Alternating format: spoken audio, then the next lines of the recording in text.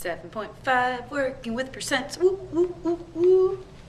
All right, we have our example. What is 18% of 35? I love using different methods for figuring out a percent of a number. There is always this fantastic proportion. The is over the of equals the percent over the 100. But there's a lot of ways you can solve this. So what is 18% of 35? Well, first off, we can think logically. 18% is less than half. So we're talking about less than half of 35. So this answer is probably going to be less than 17. Because 18% of 100 would be 18. So we know it's going to be pretty small, probably closer to like 7 or 8. So estimating is always a good thing. So let's actually figure this out. We could figure it out 3 different ways. So one of the first ways is kind of like diagramming the sentence, diagramming it. So what is, so that's what you're looking for. That's like your mystery information. Is means equals. 18% is the same as 0.18. Of means times, and then 35. So we can set it up like this. The other option is we can do what percent is, again, is equals. 18% is the same as 18 over 100, and then multiply it by 35, or 35 over 1. Another method could be do the proportion. So if I set it up as the proportion, it's saying what is. We don't know what the is. The is would be the x over the of, and it tells us the of is 35 is equal to the percent. The percent is 18 over 100. So this would be a third way of solving this.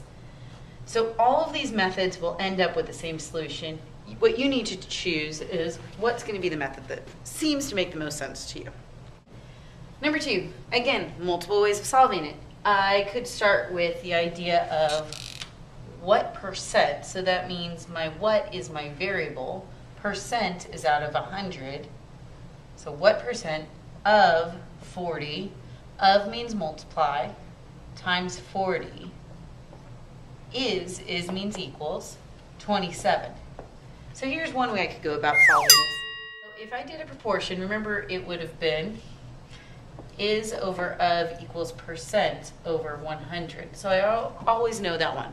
And then do I know the percent? Well, it says what percent. So my what percent is my unknown. I might call it a P for percent. Over here I have is over of. Well, it says is 27 and it's of 40. So I have now set up a proportion in order to solve. So in order to solve it, 27 times 100 is 2700. 40 times P is 40P. I want to get the P by itself, so I divide by 40, divide by 40.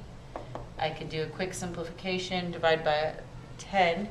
And then if I divide by 4, I can simplify 135 over 2 and actually finish that by dividing by 2, and I get 67. If I multiply that, equals 134. So I need and a half. That would equal my P. So my percent is 67.5%. Logically, does it seem to make sense? 67.5 is a little bit more than 50%, so it's more than half. And is 27 more than half of 40? Yeah, so this seems reasonable. I could have also simplified it over here.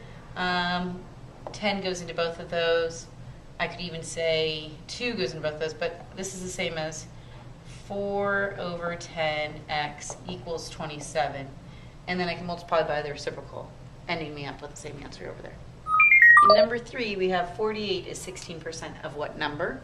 Again, multiple ways of solving this. I can write 48 is means equals 16%. I could either write it as 16 over 100, or I can change it to the decimal 1600ths. Of what number means of the variable. And I can solve this way. I could also do it as a proportion, remembering that the 16 is the percent, so it goes over the 100. Is over of, well, 48 is the is, 16% is that percent, and of what number is my mystery, my unknown. If I look at it this way, this is easier for me to solve because if I multiply both the numerator and the denominator by 3, I believe I will get 48 over 300. Therefore, x will have to equal 300. Number 4, 56 is 66 2/3% of what number? Well, that 66 2/3 is a little weird because it's a repeating decimal, 66.66666666. So I know 56 equals 66 2/3. What if I put a 66 2/3 over 100? Of means times what number would be our variable. Now, if you have 66 2/3, this is like 0.66666666, continuing, right? So if I was to simplify this, this actually, if you want to think of it in this terms, means this, right? This is actually simplifies to 2/3, and that's one that we should have memorized. So I could actually do 56 equals 2/3 x. If I put 56 equals 2/3 x, well then I just have one more step to get x by itself, and that would be multiply by the reciprocal. So this is one where maybe not a proportion would be a better method. Instead, setting it up as an equation might be easier. 2 goes into 2 once, 2 goes into 56, 28 times, and so I just need to figure out what 28 times 3 is. And let's see, 20 times 3 is 60, 8 times 3 is 24, so I have 60 and 24, so that equals 84. Does it make sense? 56 is 66% and 2/3, so more than half of what number? And yeah, 56 is more than half of 84. Seems like a reasonable answer. Could I have also answered this problem with a proportion? Absolutely. I could have done is over of equals percent over 100. 56 is my is.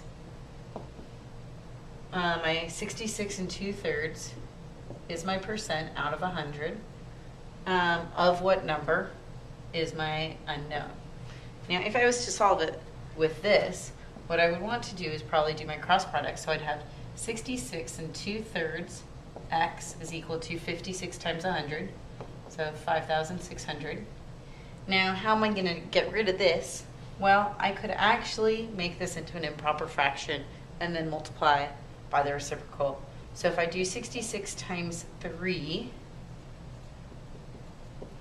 I get 18 and 18 again. This one is 198 plus 2 more. So I'd end up with 200 over 3x equals 5,600.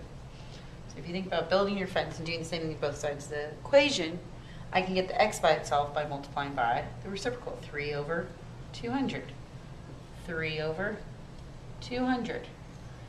Simplify out, x equals, let's see, I'm going to cancel out those zeros, dividing both by 100, and I'm going to simplify the 56 and 2, which is basically what we did last time, and get the 28, and 28 times 3 equals, again, 84.